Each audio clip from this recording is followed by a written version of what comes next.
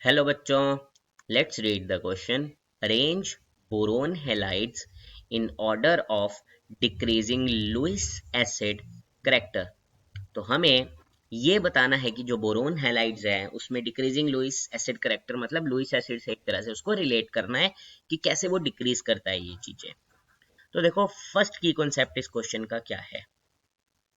देखो, फर्स्ट की कॉन्सेप्ट ये बोलता है कि सबसे पहले तो हमें ये पता होना चाहिए बोरोन हैलाइड्स होती कौन कौन सी है। BF3, BCl3, BBr3 and BI3।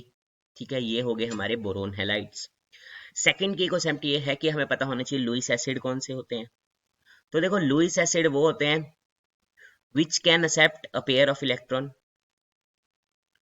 Which can accept a pair of electrons. ठीक है, तो तीसरी चीज हमें क्या पता होना जरूरी है। देखो, जो हमारा BF3 है या BCl3 है, हमें पता है बोरोन क्या होता है, इलेक्ट्रॉन डेफिशिएंट। क्यों? क्योंकि उसके पास ऑक्टेट में 8 इलेक्ट्रॉन नहीं हो पाते। क्योंकि हमने देखा है बोरोन जो है, अगर हम उसकी इलेक्ट्रॉनिक कन्फिग्रेशन देखें 1s2, 2s2 एंड 2p1, ये होती है, 3 वैलेंस इलेक्ट्रॉन्स होते हैं। तो वो तीन के साथ तो F फ्लोरीन के साथ बना लिया, लेकिन अभी भी इसके ऑक्टेट में कितने हैं? 1, 2, 3 एंड 4 एंड 5 एंड 6। 6 ही है, 8 नहीं है, इलेक्ट्रॉन डेफिशिएंट है। तो ये एक्सेप्ट कर सकता है। ठीक है, तो एक्सेप्ट तो कर सकता है, पर अब कौन ज्यादा करेगा कौन कम, हमें ये देखना है। तो देखो, यहाँ पे क्या चीज आती है, एक आती है टर्म बैक बॉन्डिंग। ठीक है, बैक बॉन्डिंग होती है। बैक बॉन्डिंग कैसे होती है? जो हमारा ये F है, ये वापस इलेक्ट्रॉन देता है एक तरह से, समझ लो बोरोन को, ताकि इसका ऑक्टेट एक तरह से कंप्लीट हो सके, या फिर ये जो मॉलिक्यूल है वो इलेक्ट्रॉन डेफिशिएंट नहीं रहे। तो जो ये सारे हैं BF3, BCl3, BBr3 and BI3, इसमें सबसे अच्छी बैक बॉन्डिंग करता है फ्लोरीन। ठीक है, क्यों करता है? क्योंकि साइज छोटा है, और जो 2p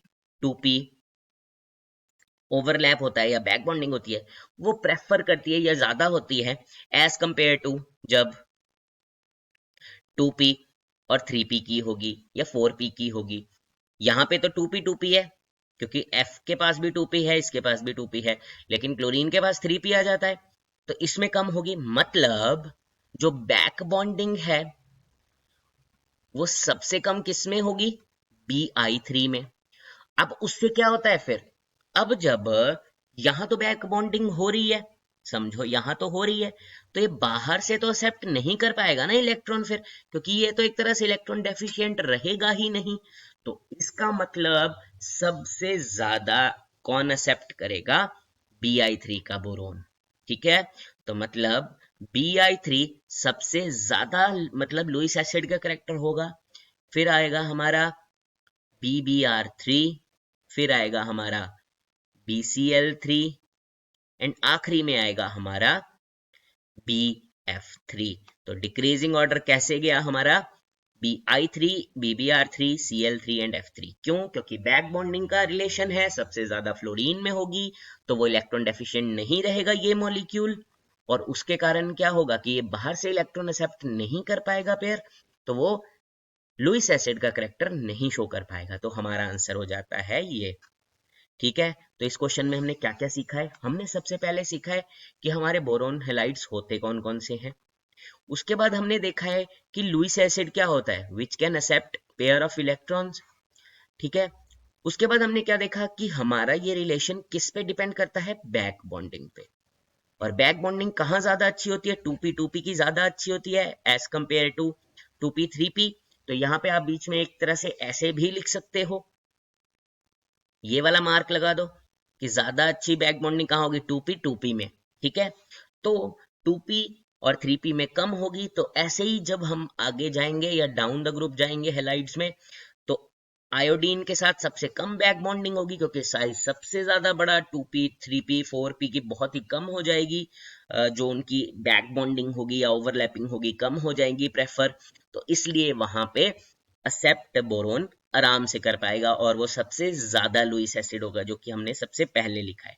ठीक है, I hope you understand it well, best of luck.